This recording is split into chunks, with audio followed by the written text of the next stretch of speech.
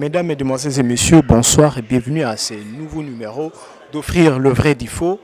Aujourd'hui, nous débarquons ici à Memling. Nous sommes venus prendre part à une conférence organisée par le FAM parce que c'est le mois de mars, le mois de femmes, le mois dédié à la femme. Tout au cours de cette conférence, nous sommes venus faire notre boulot, celui de braquer notre microphone aux différentes personnes qui auront à apporter un plus dans cette conférence. On aura également à interviewer la responsable de la fondation qui a organisé cette activité de haute facture. Comme d'habitude, je vous invite, venez avec moi, on va devoir les interviewer, mais aussi apprendre à connaître qu'est-ce qui s'est passé réellement dans cette salle. Venez.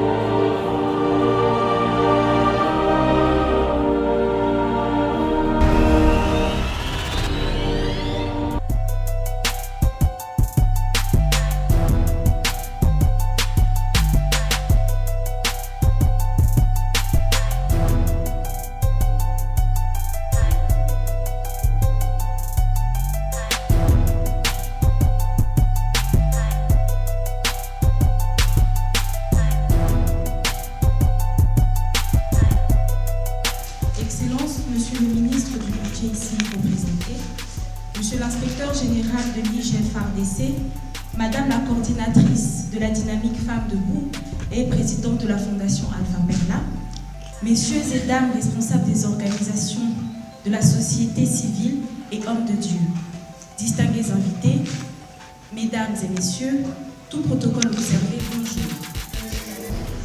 La journée internationale des droits de femmes, célébrée le 8 mars de chaque année, est toujours une occasion d'appeler à l'attention sur la façon dont les femmes peuvent contribuer au développement du pays. En effet, les stéréotypes sexistes qui existent à l'égard de la femme en République démocratique du Congo relèguent celle-ci au second plan pour soutenir la domination masculine. Cependant, le thème choisi cette année par le ministère de Genre, Famille et Enfants, je cite, « L'éducation numérique, égalitaire pour la paix, l'autonomisation des femmes et des filles en RDC. Encourage la participation des femmes congolaises dans le secteur des technologies à se développer et à mettre en œuvre des solutions plus créatives. À cet effet, la Fondation Alpha Perla, à travers sa section dynamique des femmes debout, s'est impliquée dans la lutte pour la promotion de la femme congolaise.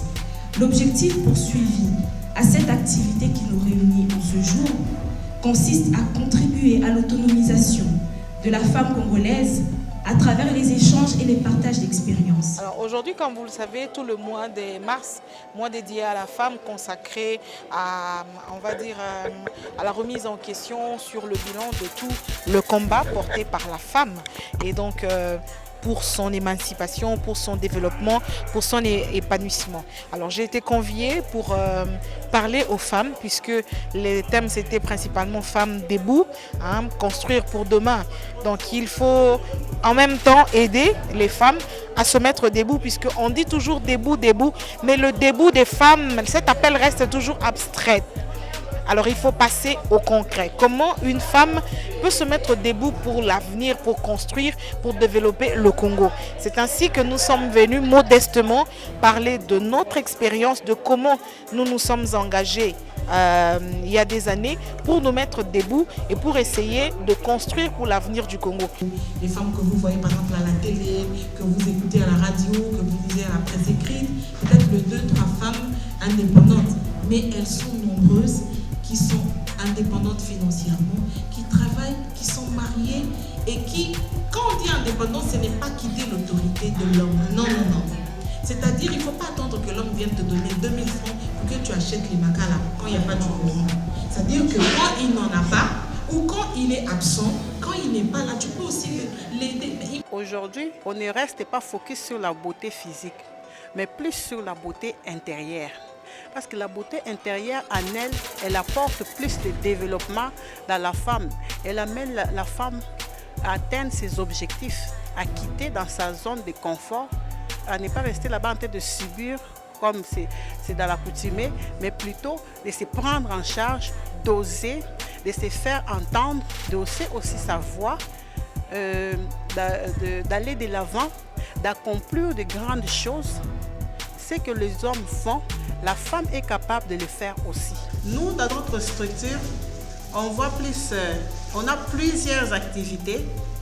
On va vraiment approcher la femme par des conférences, par des activités. En tout cas, il y a plusieurs activités. Bientôt, là, peut-être au mois de juillet, on va déjà organiser une autre activité et vous allez découvrir vraiment comment découvrir cette beauté intérieure. Je ne peux pas tout dire maintenant, mais souffrez un peu, attendez et vous serez surpris par ce qu'on va faire et ça va vraiment vous aider à vous découvrir encore plus, à découvrir cette beauté intérieure. C'est une conférence qui est bien dans le sens où ça sensibilise, ça conscientise, ça interpelle, en même sens c'est formatrice pour que les femmes puissent participer activement à la vie de la société, surtout au développement et à l'épanouissement de la société. La conférence a été d'abord très bien organisée. On a vraiment bénéficié de beaucoup de choses. Ce que j'ai pu retenir dans cette conférence, c'est que la femme doit sortir la beauté intérieure. C'est ça. C'est vraiment ce qui est important pour moi. Vous comprenez que Maman Lydia qui est à côté, de temps en temps, elle aussi, vous nous avez beaucoup inspiré. Moi, je suis dans le domaine des médias, vous êtes dans le domaine de la musique. Vous êtes une femme qui inspire aussi beaucoup. J'en connais plusieurs qui veulent faire comme vous. C'est quoi le secret? Le secret, c'est tout ce que vous avez dit. Accepter de commencer petit, de ne pas se sous-estimer, de croire en soi. Et en tout cas, mes impressions, premièrement, c'était généralement les conférences, les femmes ont tendance à extrapoler, à venir avec beaucoup d'intelligence, à nous encombrer. Mais nous étions dans une conférence très pratique, des gens qui ont simplifié leurs connaissances et ça nous a bénis. Moi, j'ai beaucoup aimé. Devenir ce qu'on est devenu, c'est avec ce conseil, c'est avec ce genre de mental, croire que, j'ai peu, mais le peu que j'ai, je présente, je travaille, je fructifie, j'y arriverai. Excusez-moi, je viens de manger. Ouais, justement. Mais aujourd'hui, il y a un problème, c'est que la jeunesse veut vite réussir, vite devenir star, vite avoir des millions de vues sur Internet, alors que dans le fond, même les textes en soi n'ont pas de bons contenus, pas de bons messages. Que faire pour faire un album, par exemple? Après, je pense qu'à la longue, on risque d'avoir des images vides. Pour avoir des femmes dans les médias comme vous, mais qui représentent plus que ce que vous faites, vous avez un bagage. C'est votre expérience, c'est ce que vous avez vécu, qui fait que vous soyez ce que vous êtes aujourd'hui. Le seul conseil que je peux donner, vivez le moment. Ne courez pas marcher. Il y a des bonus que tu remarques en marchant que tu ramasses. Mais quand tu cours, tu ne remarques pas que tu laisses des bonus. Accepte de marcher, accepte tout ce qui vient sur ton chemin. Vis le moment, vis les difficultés, tombe, relève-toi. Et après un temps, tu verras que tu seras quelqu'un ou un personnage plus profond que l'image seulement. Ce qui importe, c'est tout ce bagage. Quand je vous regarde, je vois un bagage, je vois l'expérience. J'ai envie de me taire et de vous écouter parce que justement, vous avez ce parcours-là. Alors ne vous interdisez pas d'avoir ce parcours.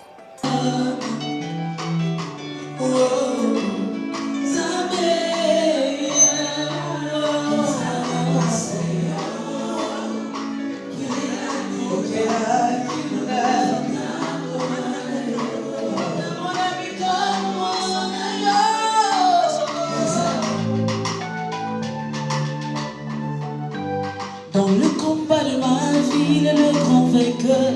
Je connais le secret et je le place dans mon cœur. Je le laisse me défendre et rien ne peut m'atteindre. Je me cache sous sa puissance, lui donnant ma liberté. Oh maman, car quand mes ennemis viennent contre moi, c'est contre lui qui se battent. Je ne m'inquiète de rien, je sais qu'il est le même. Alors je reste derrière lui, je contemple sa victoire. Lui témoignant ma gratitude avec ma guitare, avec ma guitare.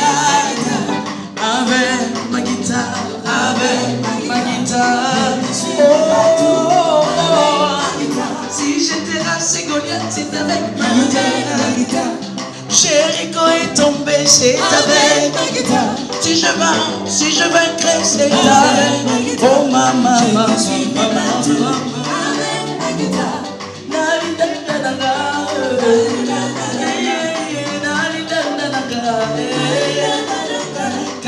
Linda,